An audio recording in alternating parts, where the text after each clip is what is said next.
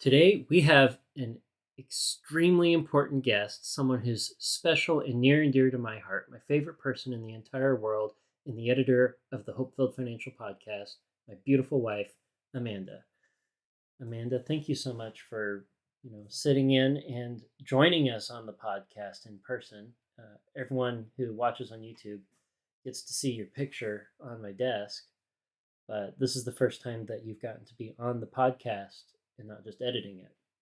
It's really my pleasure. I enjoy being a part of your life in every aspect. Happy Valentine's Day. Happy Valentine's Day. I want to know, of the Valentine's Days that we've had, which one was your favorite? Do you know? Or is that too hard of a question to pick? No, I think there's a clear winner. And Okay. I think you know what it is. I was living by myself in an apartment in Council Grove, Kansas. I was teaching and I enjoyed some alone time to where I could pull off some greater Valentine's Day romance. And I had cut these ham steaks into the shape of a heart. I made brownies in little silicone muffin tins. They were heart shaped. I wrote a lot of little notes on pieces of paper that were shaped like hearts also. And lo and behold, Jay had done something similar. He had written an exorbitant amount of notes on hearts as well. It was just a really, really nice time. We got to really share our hearts with one another. It was early on enough in our relationship that we were still pretty. We still had the butterflies and Yeah. stuff, and it was just like all new and exciting and the sparks of new dating. But it wasn't so new to where we weren't like reserved and not wanting to show our hearts and Right, our cards. We could be a little transparent with each other in that regard. With all the little notes, there were so many. The fun part about doing that for you is to just spread it out over a long period of time. I was writing my thesis, right? Mm-hmm. Back around that Valentine's Day. So in between writing things and in between homework and stuff, every time I needed a break, I would come up with some sort of either pun or something cute or something funny or something loving and sincere and write it down, fold the heart up and drop it in the little pumpkin so I could bring it to you on Valentine's Day. It's really amazing what you can do when you spread it out and do it little bits at a time. I learned that in caring for Oliver too. When you only have little snippets of time, you have to kind of make the most of it and be intentional about it. And that was what you did. Mm-hmm. You made intentional moments to make a lot of little hearts that kind of blew me away because I was really like, how did you have time to do all of this? I remember feeling like a little bit guilty, like, why is he doing all of this for me? I don't deserve for you to spend money on me and time that you don't have. I didn't spend too much money on you that Valentine's Day. I think it was a bigger investment of time. And I think that's what mattered more to you, was when there was an investment of time as opposed to an investment in money. Quality time is my love language.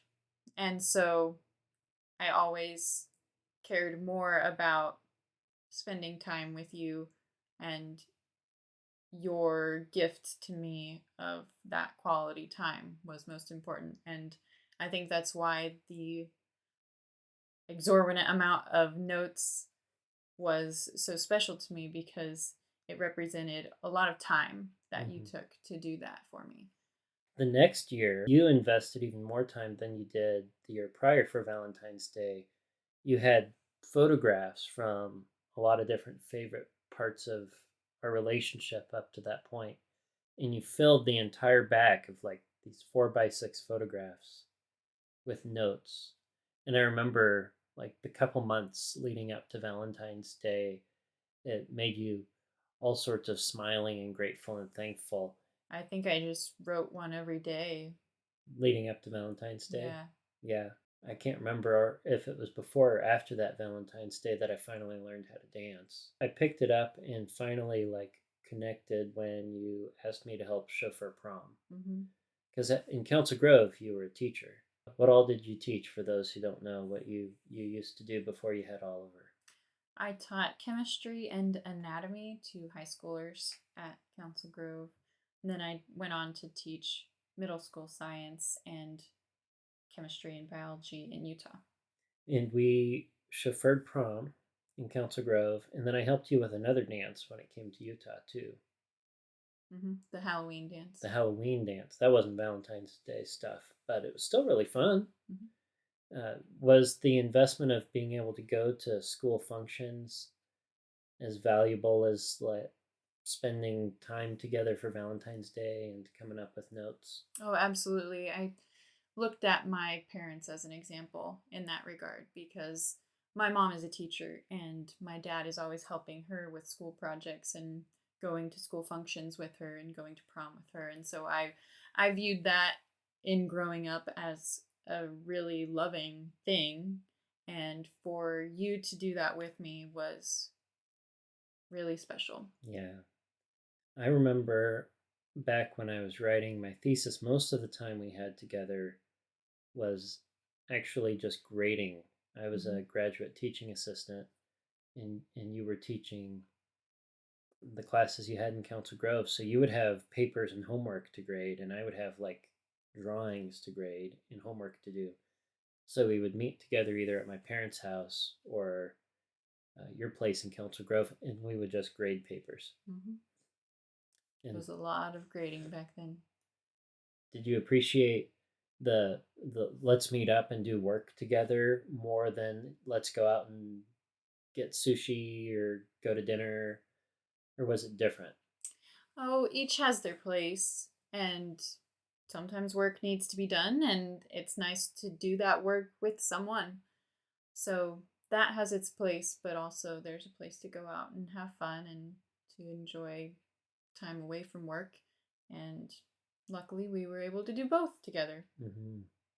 Now that we've been married for a few years now, what reflects more or less of our day to day in married life? Would it be the dates where we were working together, or the dates where we would get to go out and do something special and unique? Well, we work together in a different way now. We sacrifice for each other in different ways now. Last year for Valentine's Day, I was holding a 3 or 4 month old and making a pizza at the same time. That was a challenge and that was a sacrifice, and I was actually very proud of myself for pulling it off. And it wasn't the wow factor, and there wasn't near as many little notes or near as much time that went into that Valentine's Day, but it was a different kind of sacrifice and it was a different kind of special. We really do get the best of both worlds. When Oliver is napping, then we can enjoy that quality time together. And when we have him together, it's our job. It's like grading, but watching a toddler be adorable and watching the spouse be just the most amazing father. Aw. Early in the podcast, I tell the story of how I designed your engagement ring. It's not near the most expensive ring, and it's not the biggest rock under the sun, to say the least. But there was a lot of time and thought that was put into it. And what matters more, and when it comes to gift giving outside of special events, like not just the ring, but for just the day to day, is it the time or the money that gets poured into something that matters more? That's kind of hard because outright I want to just say time, but also your money costs you time that you work. And Mm-hmm. so both are important and both have value. And sometimes it's actually a bit more of a sacrifice to spend a little bit more giving something that you know that person would really need or enjoy, because you're sacrificing something of your own that you would have bought or that you would have saved towards, or an extra however many hours you would work to earn that money. And how's gift giving changed, like, mentally for you since now being married? Our finances are combined. Meanwhile, back when we were dating, naturally our finances were separate. So now what's mine is yours and yours is mine entirely. Mhm. All my worldly goods I pledge to thee, and vice versa. Does the gift giving or time or anything change from dating to marriage for you? I think the biggest difference is that we get to make all of our decisions together. That's really awesome. I had a lot of anxiety on my own before marriage because I had to make all these decisions on my own. And I was so afraid that I was going to make the wrong choice, no matter what it was, even something simple. I didn't want to make a wrong choice. And so now I have a lot of confidence when we make our decisions together. When we give gifts to each other, we always give each other a little budget, and we kind of decide what our limit is going to be spending on each other. And it gives me permission to spend more than maybe I would have otherwise, because I was afraid Mm-hmm. that I was going to spend too much money, that I would have blown something, that I wouldn't have been able to afford something down the road unforeseen. But when we make those decisions together, then I feel confident and I enjoy getting to give without guilt. Back to the budget. How did budgets impact our life in early dating? Right before we officially started dating, you asked me to help you with a budget spreadsheet. You planted a seed in me that I needed to be a bit more intentional and organized with my finances, even though I was thrifty and I didn't spend much and I had plenty of savings. I had this lump sum of money that I didn't know if it was going to be enough for XYZ, but once you gave me that tool to where we could write it all down and assign a dollar amount and see that, yeah, I am covered for this and for that. It gave me permission later down the road to buy a car, cut a check, and not feel any pain. I would have absolutely had a panic attack prior if I just cut a $15,000 check. But that was thought through and accounted for, and there was still enough for the other things.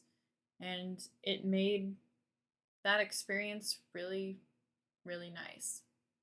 And that car purchase, that was the RAV after we got married. You'd only ever owned one car, Mm-hmm. on since high school, Grand Prix. Grand Prix, and you picked that one because of the color. Yep. I knew nothing about cars. I I was so clueless. Thank goodness for my dad. He was there every step of the way. I said I like this one because it's pretty, and he said, "Well, yeah, it'll work." And he did a good job taking care of that thing because he changed the oil on it for you, didn't he? Mm-hmm. That was a pretty thrifty way to save on the maintenance for the car and know that it was done right. Right. Because your dad works on an awful lot of farm equipment. Oh yeah, he is a handyman. He is just incredible. With the budgeting and the savings allocation, did you experience any resistance while we were dating or when we were first married to having a savings allocation plan or budgeting? Yes, because it was challenging up front. You always have some level of resistance to things you don't understand yet, and things that you haven't practiced, and things that are challenging. And it wasn't something that you felt like you had to do, probably because you were fairly thrifty and you didn't ever spend if you didn't want to spend or Right. you didn't need to spend. Right. I've made it this far through my life without budgeting. Why do I need to learn how to do this now? Hmm. But you gave me very real reasons, and you gave me a lot of peace from actually changing the way I do things. On the other side of actually making budgeting a regular habit, Hmm. leading up to marriage, I think we did 3 practice budget meetings, and we did it because we were long distance engaged. We did it over Zoom calls. And if I recall, none of those 3 practice budget meetings went very well. Do you remember that? I don't remember the specifics, but I agree with you that I don't think they were entirely pleasant. I was always excited going into those practice budget meetings, like, yay, this is going to be awesome. I'm so excited to try this. And then I'd walk away and I'd be like, oh, that just felt awful. It had me a little worried about how actually practicing a budget married was going to go. If I remember right, our first month married, we did a budget meeting and it went really well. Is that right? Am I Yeah, remembering right? it's like all those graces from our marriage flowed into everything, including our finances. We haven't missed a single month since we've been married for Mm-mm. writing a monthly budget. What have you learned doing like a joint financial plan with me that you didn't have like before while we were dating? In practical terms, you learn how to apply everything, and you learn how to be more flexible, and you learn how to pivot mid month when something happens. Earlier on in my life, that would have thrown me off, and I would have been all doom and gloom. It's the end of the world. How are we going to I can't. Well, that was the big problem with me from the beginning was I wanted the budget to be perfect, and there was no way it was ever going to work out the way we had planned. And for me, that was just a why even bother trying? Jay has been a model for me of that.